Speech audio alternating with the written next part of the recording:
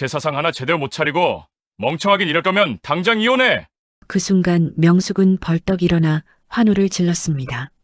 남편, 시어머니, 시댁 식구들은 명숙을 미친 사람 보듯 쳐다봤어요. 하지만 명숙은 멈추지 않았습니다. 바닥에 나뒹구는 음식들 가운데서 방방 뛰며 춤을 췄죠. 30년 큰 며느리의 놀라운 반전, 끝까지 들어주세요. 사연 시작 전 구독과 좋아요를 눌러주시고 어디서 듣고 계신지 댓글 남겨주시면 그곳으로 축복이 함께하길 바라겠습니다. 명숙의 하루는 늘 새벽에 시작됐습니다. 결혼한 지 30년 매년 돌아오는 제사마다 혼자서 다 준비했어요. 시집 올 때 시어머니가 그랬습니다. 큰며느리가 집안일 다 하는 게 우리 집 전통이야. 네가 잘해야 집안 체면이 서는 거라고. 시어머니는 다른 며느리들한테도 못을 박았어요. 둘째, 막내는 부엌에 들어가지 마. 집안에 복이 오려면 큰며느리가 다 맡아서 해야 돼. 이게 우리 집 가법이야. 그래서 동서들은 도우려 해도 할 수가 없었습니다. 시어머니가 허락을 안 했으니까요. 아니, 정확히 말하면 안 도와도 되는 명분을 준 거였죠. 그때는 그냥 고개만 끄덕일 수밖에 없었어요. 28 새색시가 감히 시댁 전통에 뭐라고 할 수 있겠어요. 그렇게 30년이 흘렀습니다. 남편 상구도 늘 말했어요. 우리가 큰 집이야. 동생들한테 본이 되어야 한다고. 제사 하나 제대로 못 지내면 집안 체면이 말이 아니지. 체면. 그 단어가 명숙의 삶을 짓눌렀어요. 손목은 늘 시큰거렸고 허리는 한겨울에도 찜질없인 못 폈습니다. 그해 가을, 시아버지 제삿날이 다가왔어요. 상구는 저녁 먹고 명숙한테 말했죠. 이번 주 토요일이야. 형제들 다 모인다고 했어. 제대로 준비해. 명숙은 대답 대신 고개만 끄덕였습니다. 30년 동안 수없이 반복된 풍경이었죠. 상구는 TV를 보며 덧붙였어요. 이번엔 특히 신경 써. 작년에 나물이 좀 짰다고 어머니가 그러시더라고. 명숙의 손이 멈췄습니다. 작년 제사 새벽 4시부터 일어나 7가지 나물 무치고 손목이 아파서 중간에 파스 붙이고 다시 칼 잡았는데 돌아온 건 짰다는 평가였어요. 알았어. 명숙은 짧게 대답했습니다. 더 이상 할 말이 없었으니까요. 30년 동안 배운 건 말대꾸하면 상황이 더 나빠진다는 것뿐이었죠. 그날 밤 명숙은 부엌에 혼자 앉아 있었습니다. 창밖으로 보이는 가을 달빛이 유난히 차가웠어요. 자기 손을 내려다봤죠. 주름지고 거칠어진 손, 칼에 베인 자국, 기름에 데인 흔적들이 역력했습니다. 30년을 이렇게 살았습니다. 아무도 고맙다 안 하는 일을 묵묵히 해냈어요. 근데 명숙은 문득 궁금해졌습니다. 이게 정말 당연한 일일까? 큰 며느리라는 이유만으로 이 모든 걸 혼자 감당해야 하는 게 맞는 걸까? 근데 그 물음에 답할 시간은 없었어요. 제사 준비를 시작해야 했으니까요. 명숙이 제사 준비를 시작하면서 문득 떠오른 기억이 있었습니다. 5년 전, 딱 5년 전 그 제삿날이었죠. 그날도 명숙은 새벽부터 일어나 준비했어요. 근데 전날 밤부터 몸이 안 좋았습니다. 열도 나고 어지러웠죠. 그래도 제사니까 큰 집이니까 해야 했어요. 아침이 되자 더 심해졌습니다. 일어서기도 힘들었죠. 그래도 참았어요. 상을 다 차렸습니다. 형제들이 도착했을 때 명숙은 거의 쓰러질 것 같았어요. 절하다가 비틀거렸죠. 둘째 며느리 선영이 놀라서 달려왔습니다. 형님, 괜찮으세요? 응, 괜찮아. 근데 괜찮지 않았습니다. 제사 끝나고 음식 나눠 먹을 때 명숙은 화장실에서 쓰러졌어요. 그대로 정신을 잃었죠. 깨어났을 때는 병원이었습니다. 링거를 맞고 있었어요. 의사가 말했죠. 급성 장염이에요. 많이 무리하셨나 봐요. 탈수도 심하고. 명숙은 그제야 울었습니다. 아파서 온 게 아니었어요. 그날 상구가 와서 한 말 때문이었죠. 당신 쓰러지는 바람에 우리 집안 체면이 말이 아니었어. 동생들 앞에서 진짜 창피했다고. 고맙다는 말은 없었습니다. 걱정하는 말도 없었어요. 그냥 체면 얘기만 했죠. 아프면 미리 말을 하든가. 제사 당일날 쓰러지면 어떡해. 명숙은 그날 링거 맞으며 혼자 울었습니다. 30년을 해온 사람한테 돌아온 게 고마움이 아니라 핀잔이었으니까요. 퇴원하고 집에 왔을 때도 마찬가지였어요.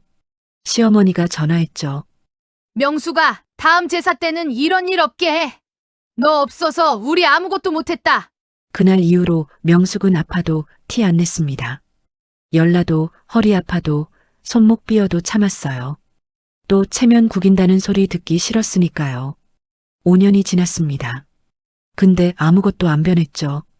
여전히 혼자 준비하고 여전히 당연하게 여겨지고 여전히 고마움은 없었어요. 명숙은 부엌에서 나물 다듬으며 생각했습니다. 아무도 모를 거야. 내가 얼마나 힘든지. 근데 이번엔 달랐어요. 명숙은 아직 몰랐죠. 이번 제삿날이 마지막이 될 거라는 걸. 제사 전날 밤이었습니다. 명숙은 부엌에서 밤 11시 넘도록 음식을 만들고 있었어요. 제사상에 올릴 전, 나물, 과일, 떡, 그리고 형제들이 먹을 음식까지. 명숙의 손은 쉴 틈이 없었죠. 부침개 반죽 만들면서 명숙은 허리 한번 펴고 싶었어요. 근데 시간이 없었습니다. 내일 아침 일찍 형제들이 오니까 오늘 안에 모든 걸 끝내야 했죠. 거실에서는 상구가 TV를 보고 있었어요. 웃음소리가 들렸죠. 예능 프로그램이었습니다. 명숙은 그 웃음소리를 들으며 부침개를 뒤집었어요. 기름이 튀어 손등을 쳤는데 참았죠. 이미 익숙한 통증이었으니까요. 자정 가까워지자 상구가 부엌으로 들어왔습니다. 아직도 하고 있어? 내일 몇 시에 오는데? 명숙은 대답 대신 나물 무치는 손을 멈추지 않았어요. 상구는 냉장고 열어 물 한 잔 마시고는 명숙을 내려다봤죠. 내일 형제들 앞에서 실수하지 마. 특히 상 차릴 때 그릇 위치 똑바로 하고. 작년에 어머니가 뭐라고 하셨는지 기억하지? 명숙의 손이 잠시 멈췄습니다. 작년 제사 때 시어머니가 제기 하나 잘못 놓였다며 명숙을 나무랐어요. 사실 그건 막내 며느리가 옮긴 자리인데 아무도 그 사실을 말 안 해줬죠. 알았어. 조심이 아니라 제대로 해야지. 우리가 큰 집이야. 동생들이 다 보고 있다고. 큰 집 채면 생각해서라도 정신 바짝 차려. 상구는 그렇게 말하고 거실로 돌아갔습니다. 명숙은 다시 나물 무치기 시작했죠. 손목이 욱신거렸지만 멈출 수 없었어요. 자정 넘긴 시각, 명숙은 모든 음식을 완성했습니다. 부침개 20장, 나물 7가지, 형제들 먹을 음식까지. 과일도 깨끗이 씻어 준비했죠. 냉장고에 음식을 나눠 담으면서 명숙은 문득 생각했어요. 이 많은 음식을 내일 누가 알아줄까? 아마 아무도 모를 겁니다. 당연한 일이니까요. 근데 명숙은 속으로 작은 반항심이 생겼어요. 내년에는 안 하면 어떻게 될까? 그런 생각이 스쳤죠. 물론 입 밖으로 내진 못했지만요. 그날 밤 명숙이 잠든 건 새벽 2시 넘어서였습니다. 새벽 5시 명숙의 눈이 저절로 떠졌습니다. 알람도 안 맞췄는데 몸이 먼저 일어났어요. 30년 동안 반복된 습관이었죠. 명숙은 조용히 일어나 부엌으로 갔습니다. 어젯밤에 준비한 음식들을 꺼내 최종 점검을 시작했죠.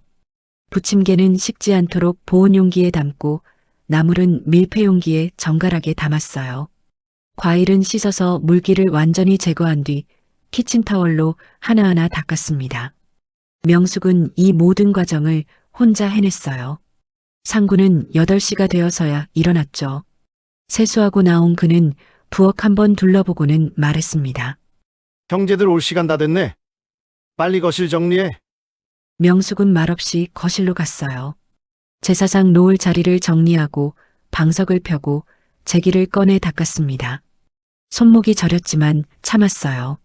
30년 동안 배운 침묵이었죠. 9시쯤 되자 형제들이 하나둘 도착하기 시작했습니다. 둘째 성훈의 가족이 먼저 왔어요. 성우, 아내 선영이 명숙한테 다가왔죠. 형님, 제가 도와드릴게요. 괜찮아. 거의 다 됐어.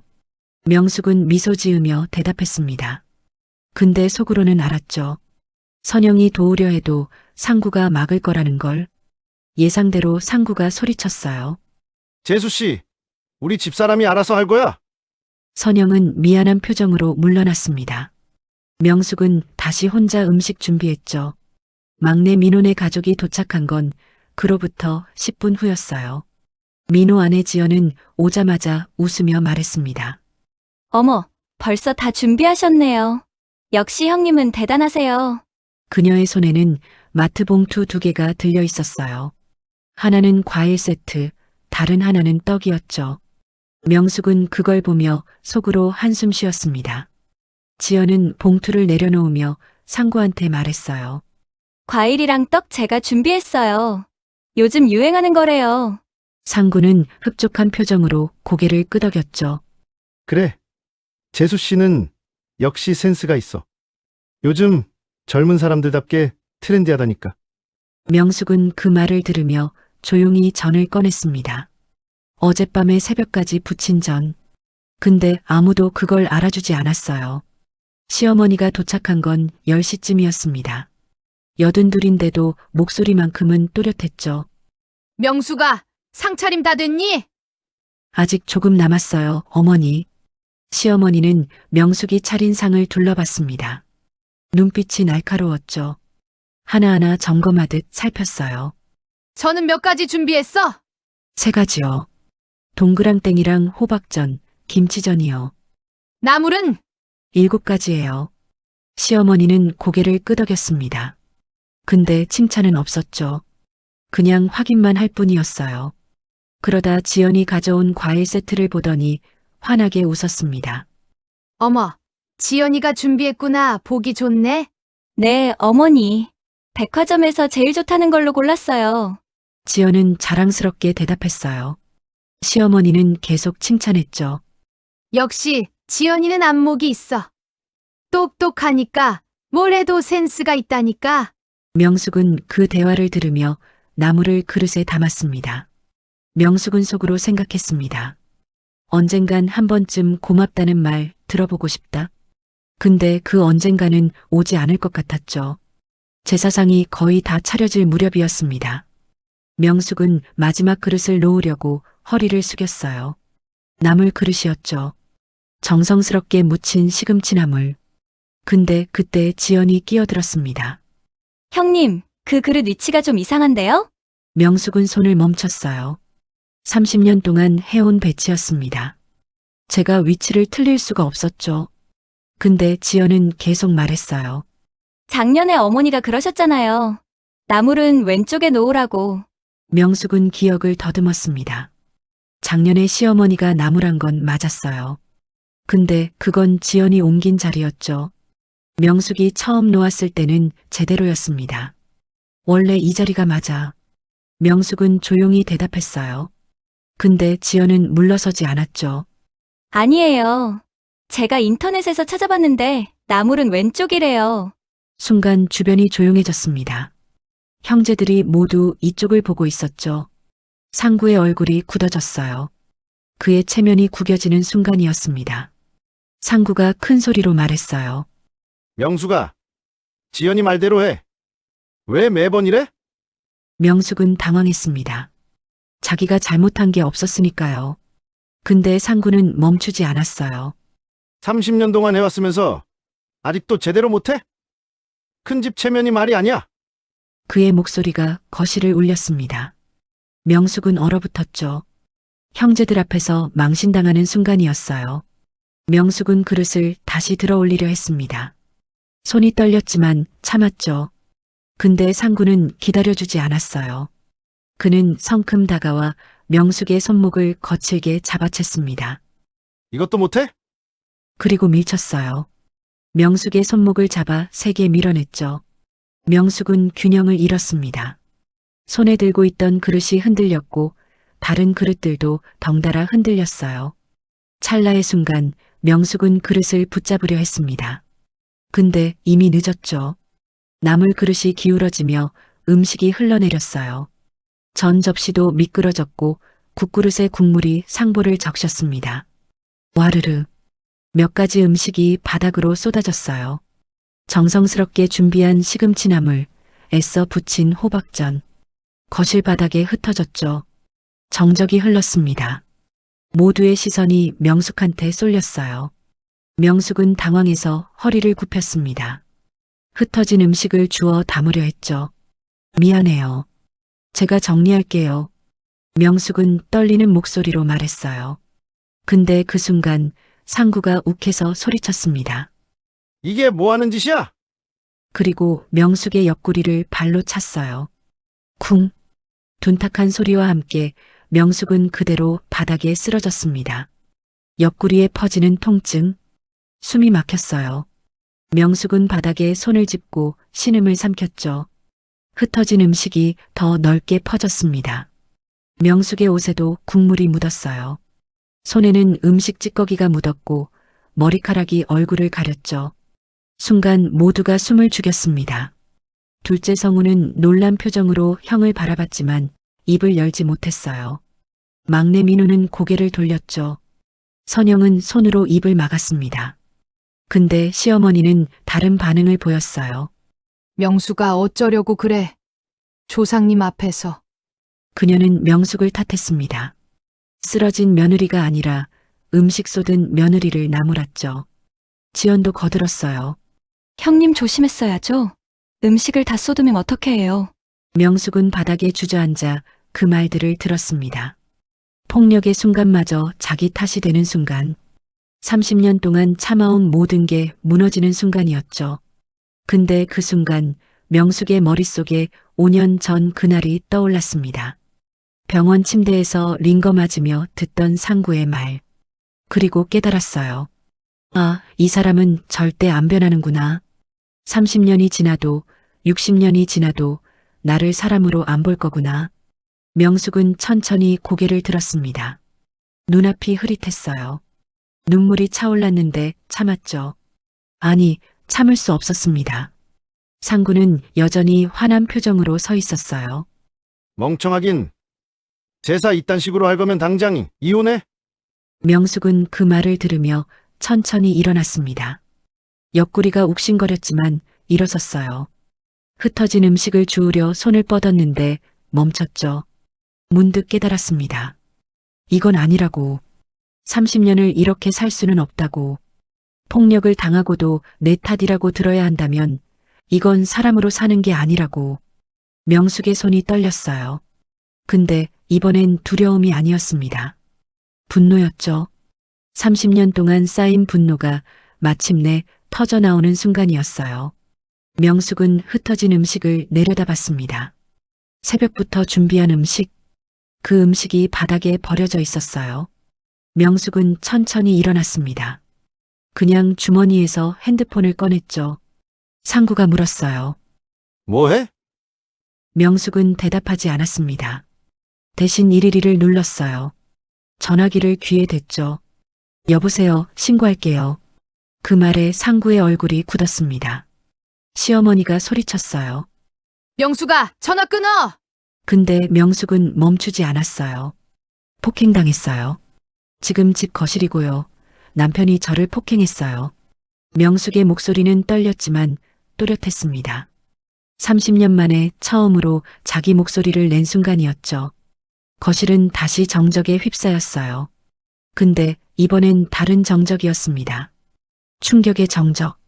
그리고 변화의 시작이었죠. 전화를 끊은 후 명숙은 조용히 서 있었습니다. 옆구리는 여전히 아팠지만 마음은 이상하게 가벼웠어요. 30년 만에 처음으로 자기를 위해 목소리 낸 순간. 그 무게가 얼마나 가벼운지 이제야 깨달았죠. 상구가 다가왔습니다. 얼굴이 하얗게 질려 있었어요. 당신 미쳤어? 지금 뭐 한 거야? 명숙은 대답하지 않았어요. 그냥 상구를 똑바로 바라봤죠. 30년 동안 늘 고개 숙이고 살았는데. 근데 지금은 달랐습니다. 시어머니가 소리쳤어요. 명수가 당장 전화해서 취소해. 가정사를 밖으로 빼면 어떻게 해? 가정사가 아니에요. 명숙은 처음으로 시어머니한테 맞섰습니다. 목소리는 떨렸지만 분명했죠. 사람 때리는 건 폭력이에요. 가정사로 덮을 수 없어요. 시어머니는 말문이 막혔어요. 30년 동안 순종적이던 며느리가 처음으로 반박한 순간이었으니까요. 성우가 조심스럽게 입을 열었습니다. 형수님, 일단 진정하시고 얘기해요. 경찰까지 부를 일은 아니잖아요. 진정이요? 명숙은 성우를 바라봤어요. 눈빛이 달라져 있었죠. 30년을 진정하고 살았어요. 오늘은 진정 못해요. 민노도 거들었습니다. 형수님, 우리가 잘못했어요. 형님도 반성하실 테니까 이번 한 번만 넘어가시죠. 한 번이 아니에요. 명숙의 목소리가 높아졌습니다. 30년 동안 매번 이랬어요. 고압적인 말투, 무시하는 태도, 그리고 오늘 이 폭력까지. 한 번이 아니라 수천 번이에요. 지연이 끼어들었어요. 근데 형님, 가족끼리 이러면 안 되죠. 조상님 앞에서 이렇게 체면 구기면. 체면요? 명숙은 지연을 똑바로 바라봤습니다. 체면보다 사람이 먼저예요. 30년을 체면 때문에 견뎠지만 오늘은 안 넘어가요. 그런데 갑자기 상구가 무릎을 꿇었어요. 형제들 앞에서 무릎 꿇는 건 그한테 큰 굴욕이었죠. 내가 잘못했어. 화나서 그랬어. 다시는 안 그럴게. 응? 전화해서 취소해줘. 명숙은 무릎 꿇은 남편을 내려다봤습니다. 30년 동안 자기를 짓눌렀던 남편. 근데 지금은 그냥 비겁한 남자로 보일 뿐이었죠. 안 돼. 당신, 상구의 목소리가 높아졌지만 명숙은 물러서지 않았습니다. 30년 동안 당신은 나를 사람으로 안 대했어.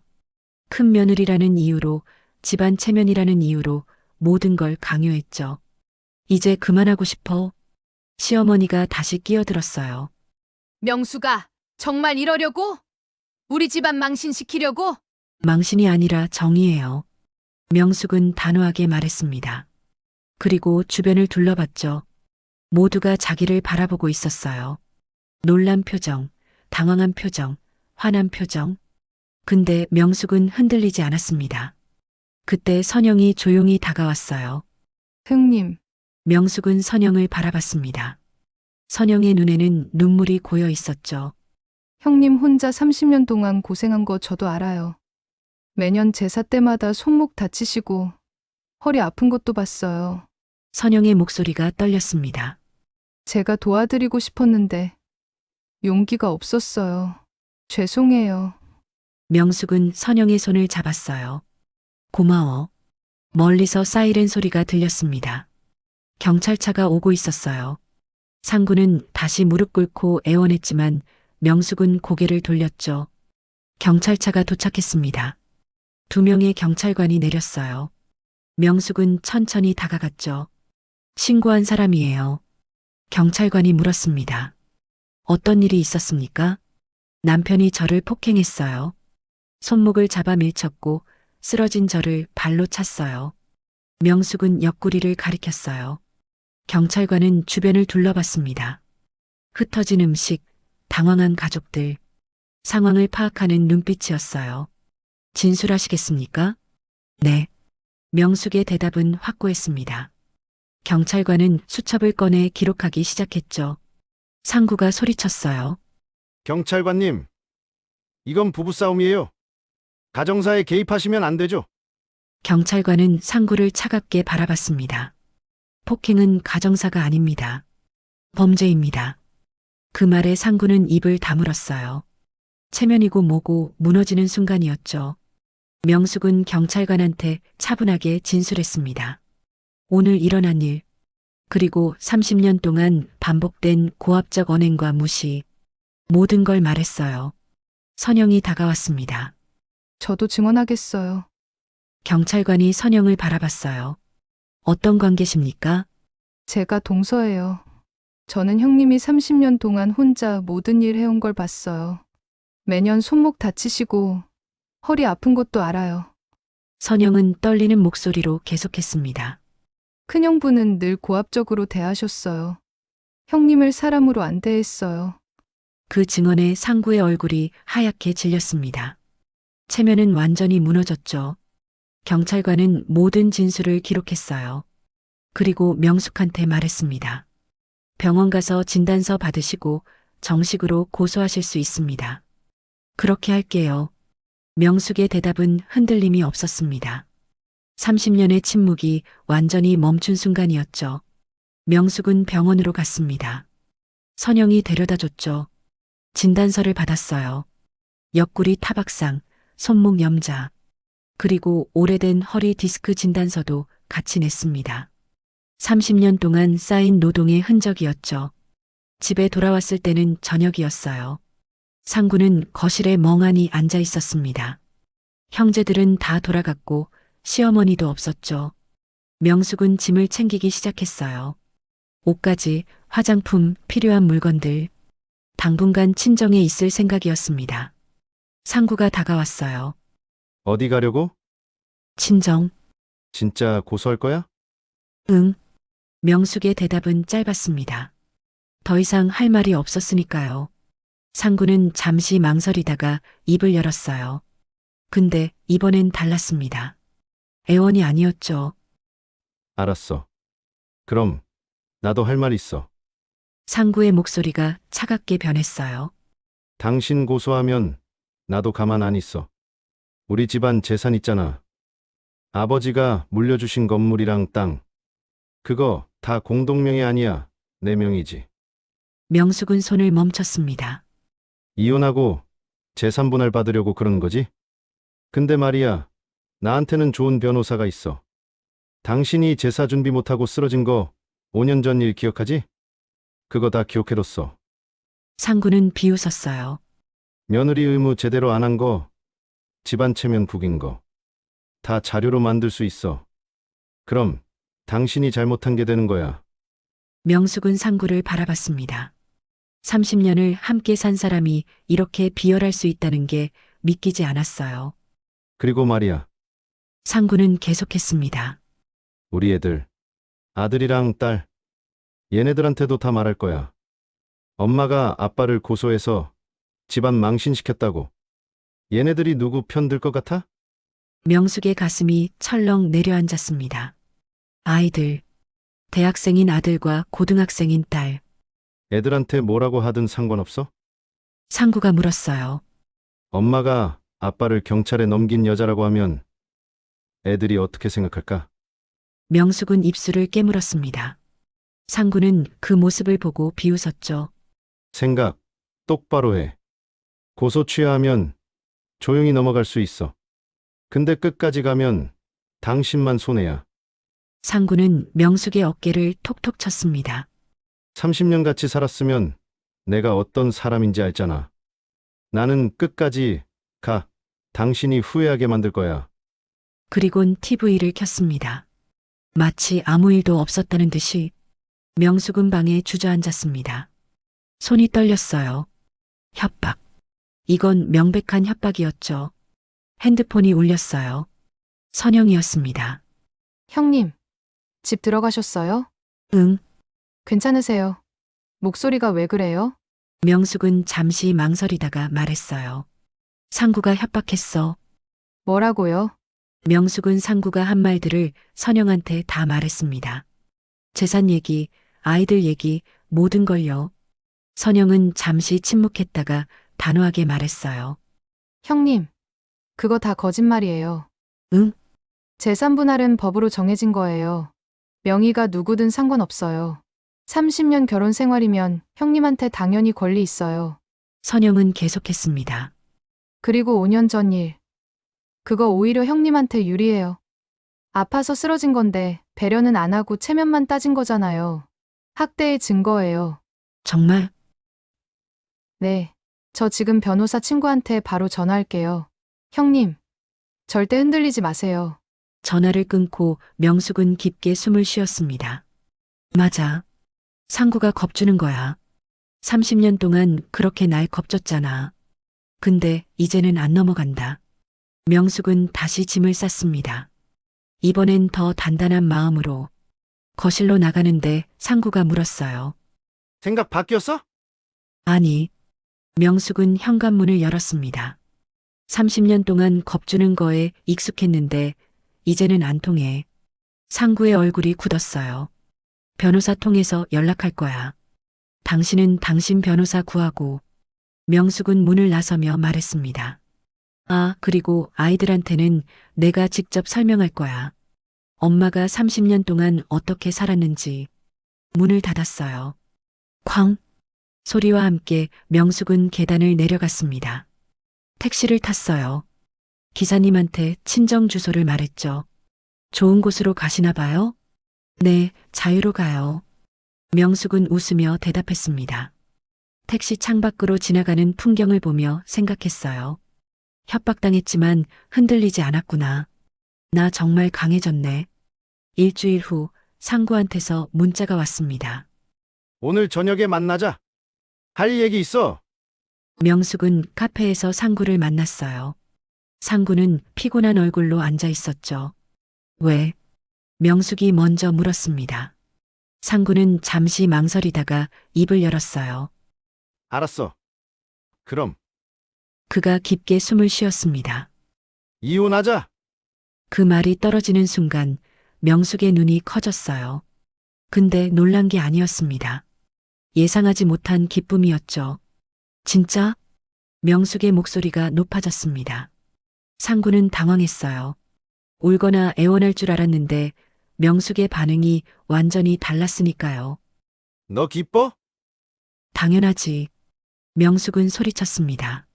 30년 만에 처음으로 터져나온 환호였죠. 진짜 이혼해 주는 거야? 진짜? 상구는 당황해서 물러섰어요. 30년 고생 끝. 이제 내 인생 산다. 상구는 멍하니 그 모습을 바라봤습니다. 자기를 떠나는 게 슬플 줄 알았는데 아내가 이렇게 기뻐할 줄은 몰랐죠. 너 30년이 그렇게 싫었어? 당연하지. 30년 동안 노예처럼 살았어. 새벽부터 밤까지 일만 하고 고맙다는 말 한마디도 못 들었어. 체면, 체면, 체면만 외치면서 나를 사람으로 안 대했잖아. 그래도 그래도는 무슨, 날 발로 찬 게 마지막이었어. 진작 이혼했어야 했는데.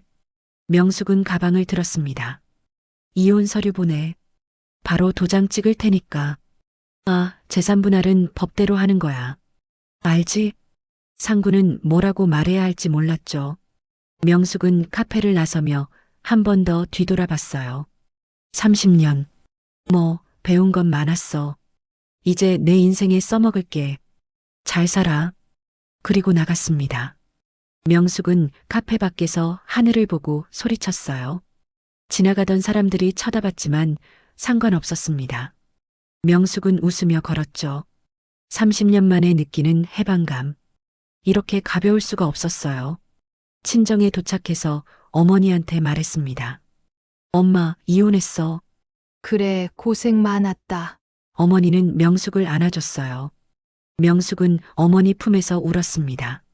슬픈 울음이 아니었어요. 후련한 울음이었죠. 일주일 후 이혼 서류가 도착했습니다. 명숙은 우편함에서 서류를 꺼내자마자 환하게 웃었어요. 드디어 왔구나. 자유의 증서가. 거실 테이블에 서류를 펼쳤습니다. 이혼 합의서. 재산 분할 내용도 적혀 있었죠. 상구가 제시한 건 50대 50이었어요. 명숙은 피식 웃었습니다. 50대 50? 30년 동안 혼자 다 했는데 바로 변호사한테 전화했어요. 저 이혼 서류 왔는데요. 재산 분할 비율이 마음에 안 들어요. 어떻게 제시됐습니까? 50대 50이요. 아, 그건 너무 적네요. 부인께서 30년 동안 가사노동이 과중했다는 증거가 있으면 60 이상도 가능합니다. 증거요? 네, 예를 들어 의료기록이라든지 증인이라든지. 명숙은 생각났습니다.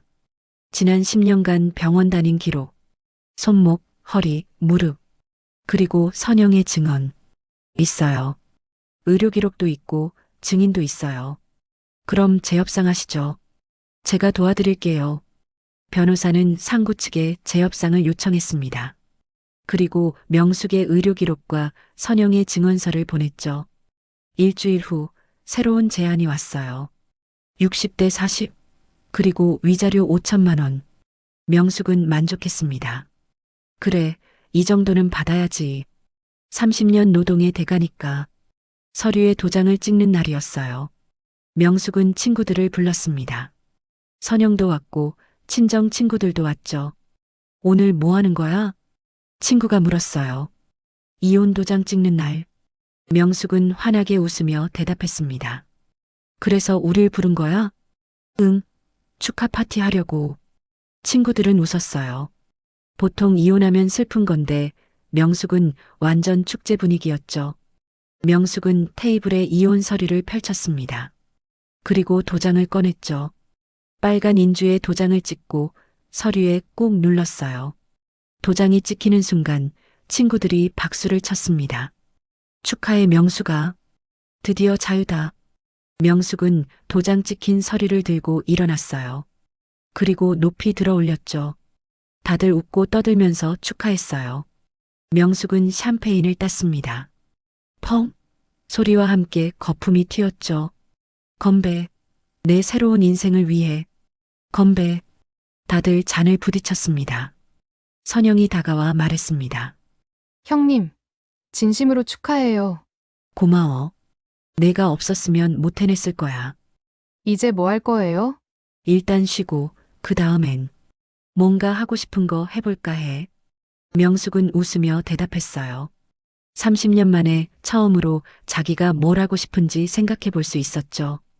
다음 날 명숙은 이혼 서류를 법원에 제출했습니다. 접수증을 받아들고 나오는데 발걸음이 가벼웠어요. 하늘을 봤습니다. 파란 하늘이 유난히 맑았죠. 명숙은 깊게 숨을 들이마셨어요. 자유의 공기는 이렇게 상쾌한 거구나. 이혼 확정 판결이 나왔습니다. 명숙은 법원에서 나오며 환하게 웃었어요. 이제 진짜 끝이구나. 재산분할금이 통장에 들어왔습니다. 명숙은 그 돈으로 제일 먼저 자기한테 선물을 했어요. 새 옷, 새 가방, 그리고 오래 미뤄뒀던 여행. 제주도로 갔습니다. 혼자서요. 30년 만에 처음 하는 혼자 여행이었죠. 바다를 보며 명숙은 생각했어요. 이제 뭘 하며 살까? 50대 중반인데 아직 할 수 있는 게 많지 않을까? 문득 떠올랐습니다. 제사 음식, 30년 동안 만들었던 그 음식들. 다들 맛있다고 했었죠. 선영도 그랬고 형제들도 그랬어요. 칭찬은 안 해줬지만 늘 다 먹었으니까 맛있었던 거겠죠. 명숙은 결심했습니다. 음식으로 뭔가 해보자. 서울로 돌아와 요리 강습부터 들었어요. 정식으로 배운 적은 없었으니까요.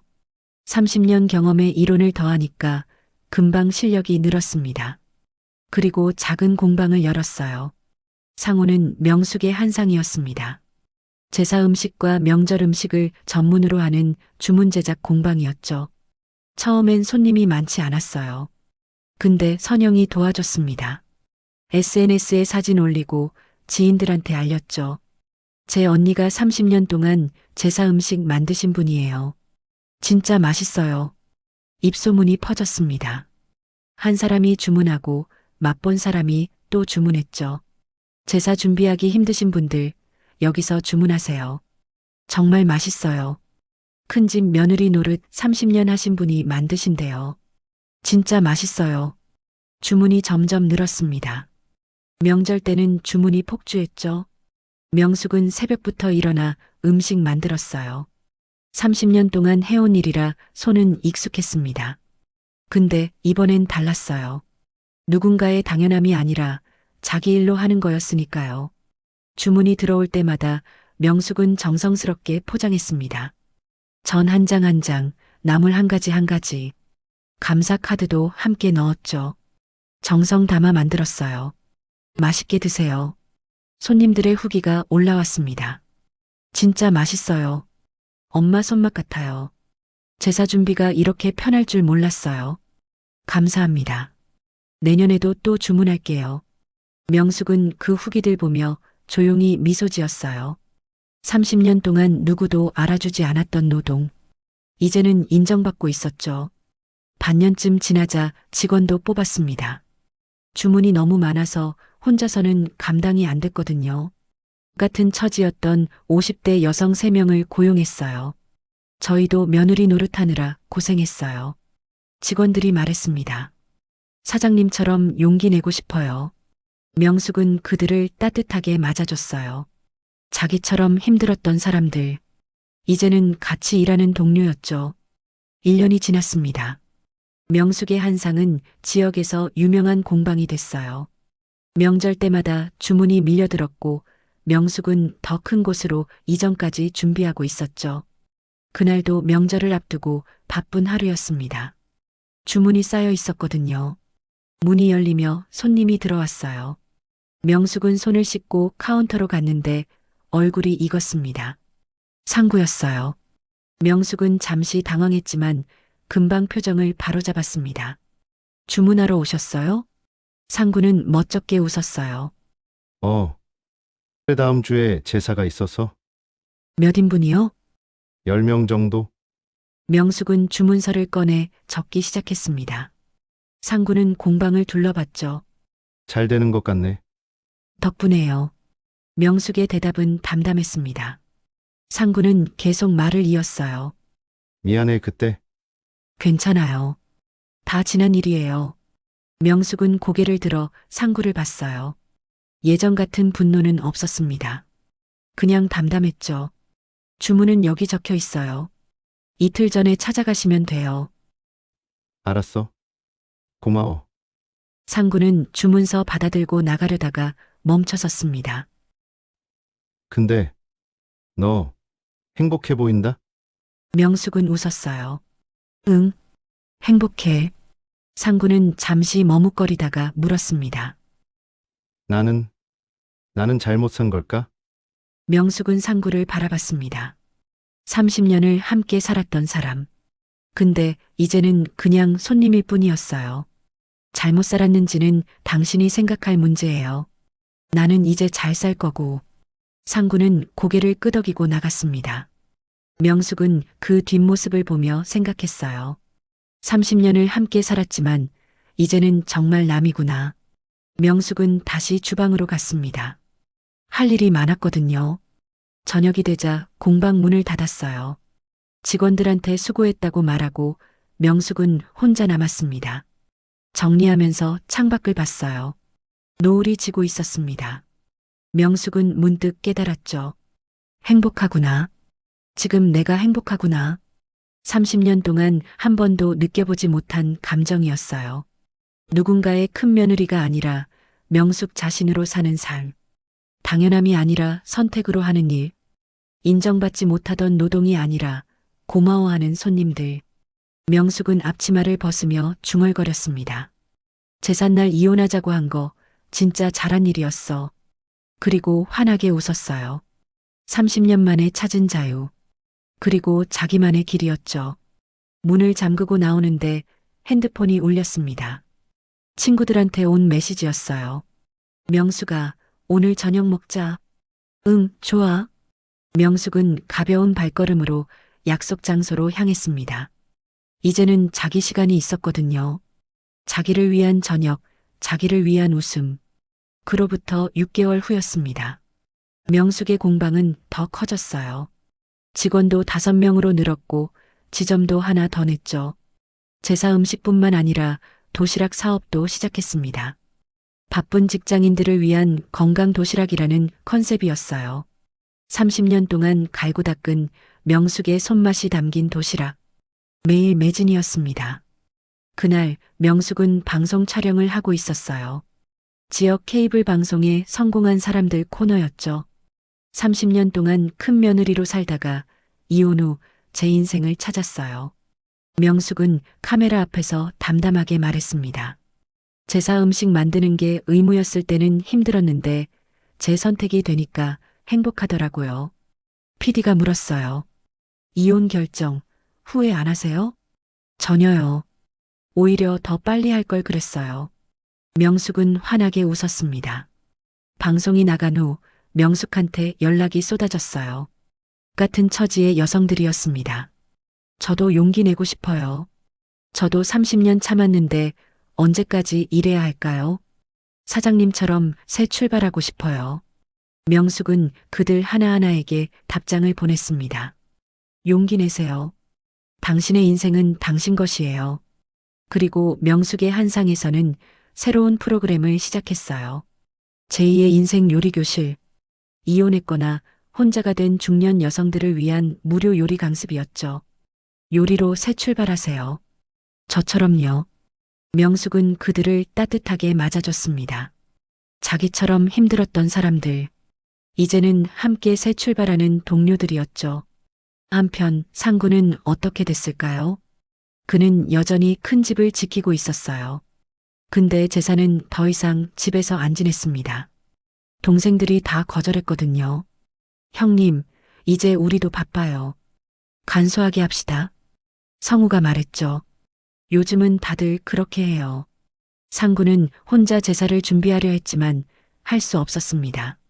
30년 동안 명숙이 다 했던 일, 이제야 그 일이 얼마나 힘든지 알았죠. 결국 상구도 명숙의 한상에서 주문했어요. 매년 제사 때마다 아이러니했습니다. 자기가 무시했던 아내의 손맛을 이제는 돈 주고 사 먹는 거였죠. 시어머니는 요양원에 들어갔습니다. 며느리들이 다 돌보지 않겠다고 했거든요. 특히 지연이 제일 먼저 거절했죠. 어머니, 저희도 바빠요. 요양원이 더 좋으실 거예요. 시어머니는 그제야 깨달았습니다. 30년 동안 명숙이 해준 게 얼마나 큰 일이었는지. 명숙의 아이들은 어땠을까요? 처음엔 이혼 소식에 당황했어요. 특히 아들이 화를 냈죠.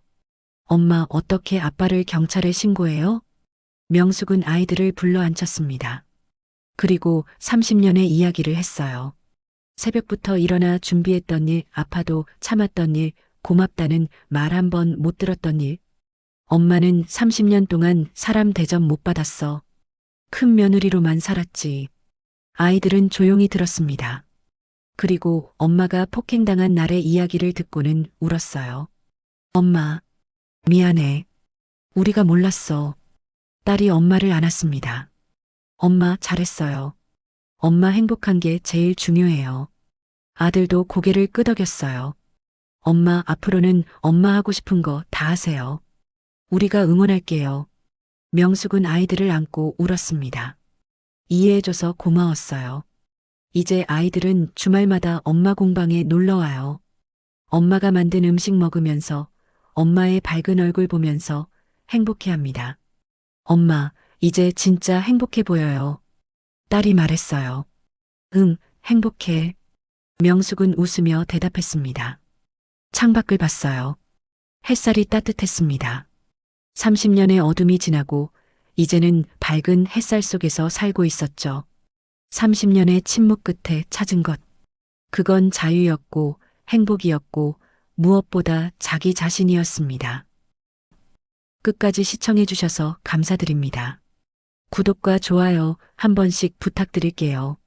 여러분들도 언제나 행복하시고 좋은 일들만 생기시길 바랄게요. 감사합니다.